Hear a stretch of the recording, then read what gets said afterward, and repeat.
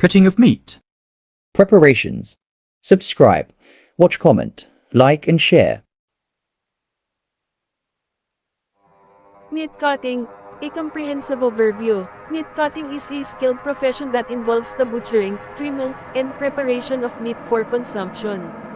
It requires a deep understanding of anatomy, meat science, and the use of specialized tools. The process of meat cutting. The process of meat cutting typically involves the following steps. Isa, slaughtering. Animals are humanely slaughtered and bled. Dalawa, skinning at evisceration. The animal is skinned and its internal organs are removed. Tatlo, chilling. The carcass is chilled to improve tenderness and facilitate cutting. Apat, cutting at fabrication. The carcass is cut into primal cuts, such as the loin, rib, chuck, and leg.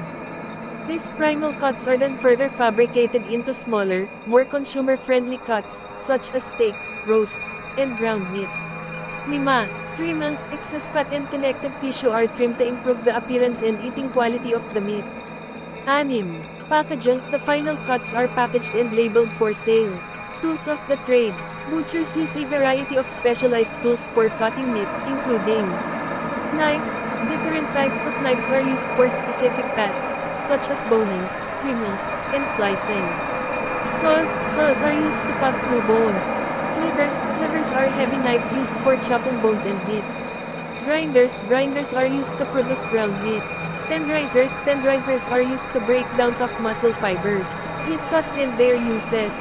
Different meat cuts have different characteristics and are best suited for different cooking methods.